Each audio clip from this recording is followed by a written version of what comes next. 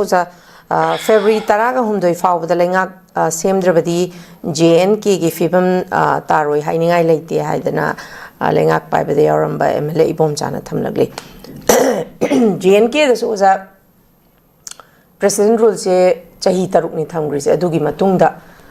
Jammu and Kashmir araga Ladakh sismain tongan tongan tagri bne uza chi fibam sida ja handak su akoi high command kawi haidana Delhi gi mifam duda Kuki ga MLA Kuki emadi maitei gi BJP MLA pun budi pun gre dumakpu high command pirak padi uza peace hana porak ko haibane adumakpu chahi ani ga tha taret nipan sida peace porak pangamdraga athuba matam sida uza peace porakani habagi thajaba laibra aduga uza masi February gi lakadar 2026 ki February gi tang taraga ni thoide chahi ama pura phaga duini adui betaraga di uza lakadar February gi tang taraga humdoi phawgi manung sida popular government ama form tawgani habagi thajaba laibra natragana uza adum president rule se dumak sangdok kani habagi chingna laibra kamai tawisa masi miyeng ani de yengba yai center gi na yengam de ko do miyeng akoina prediction tawma den akoi gi ba mute ni hariba mayam singa sina yengba miyeng ama mayam singa sina yeng kan center gi di ga sai gi potu da dum khara kano chomba yai maram di akoi da kasu kano buffer gi kano magi international boundary amone thamba wall amone thamba kano se moi da value kasu leiti adugi matakta akoi gi risk kano mayam ama leijaba mayam singa se makoi da dum jealousy ju pokwa aduga masi gumase yam neutralize tawba aduga muthaning magi kano su intention lai an like Jammu Kashmir da matam kono sai taw thama matung da sai ahum thongla khaido ga thugai ba article 370 scrap tawra lakhi ba put mayam sing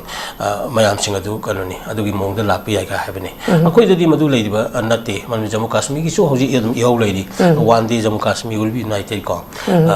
India Pakistan na kan sai gi Jammu Kashmir masagi hak leijaba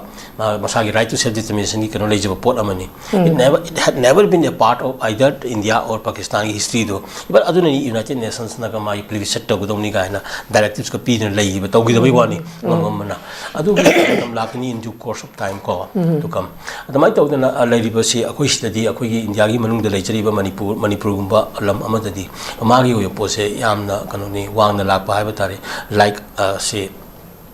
form to state na te haibani and 6th schedule to Amidan constitution ko ado no city organization eki makha de ka tawra kan form to ba state na te Manipur Nagaland Mizoram Arunachal Pradesh adagi lairiba mayam jing sidi Mizoram ga sidi form to bane ba 6th schedule ga tawra kan da Assam ni thuga ra kan da yam clear ne ba ko but Manipur di akoina re-established to state ne ba aduna Indian constitution ki first schedule ga yawri dana Manipur the territory before the commencement of this constitution as if it were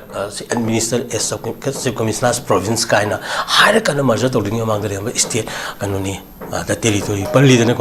and then even North reorganized in 1971 the so jam seng even akoi se bapan gi lejari ba akoi gi high se kan hialema akoi si kan si akoi di Montevideo convention ga na mayam hainari ba de ut possibilities juri ga na hainari international law mayam je padana maintain toro laibne ba akoi gi pose akoi gi magi definite population lejaba definite boundary lejaba aro international relations lejaba ado atop demand to group si history jam to later bane ba aduna akoi 1762 dagi akoi Anglo Manipuri akoi gi friendship treaty ga dam la ga mathang tam la in treaty jan ta bu like ni akoi gi 1930 jiri gi kari boundary ya pe treaty lai ni ga mi singa matam da ko samai to dana akoi international gi relations later but definite population definite territory lejaba Montevideo convention sai na Malayam United Nations na hai riba colony gi matam da le namba keno mayam se agar country ma state ma hai basi Montevideo convention na piri ma kayat ma in gedong ni hai kuki kari legi sini da kamogi country ni ga hairam ba ki mayam do sigum ning tho palam ba leibra moida kano history kari le ning tho kana pa last na thingong moi ni ga hajil pui keno kanum le ne adu pap tare eba Anglo Kuki war ro kan khongjai lan do Anglo Kuki war ni ga hajil pumba so I don't know kongkok history mayam je history of memory dam hai tare 60 de gi mo to sanga lak pani aduna sigi mayam si yenga kan da leijari posaka se wasi agano 1949 taraga 50 constitution makada mai la ini aduna sigi mayam sing sida aikoina ui maram aduna siguma mayam si yanga hialema akoi gi oiba posak kano mayam si lengba yade ko aduna sigi mayam si khanga dabani accordingly samai to aduna authorities inda akoi treat tabada bani aduna akoi Jammu Kashmir dun lobu yaroi sigi posak mayam si yenga kanda even yamna luba poni habanida malengi intervention lakani malam golbi village ni akoi gisu pukai kai raga gi sian do raga di aroi ba khongau da angta di kaurung mani sini manipuri akoi gisu malam di adun yam thi tori da bani leimina ga dawni hingmina ga dawni se yad raga di masana akoi hingningi ba hoji yale amta ka hai akoi na pami sidi leba amada confederation natraga magi federation natraga union namagi phimda leiraga su magi federalism structure do maintain tawningi habanida mati ma sagina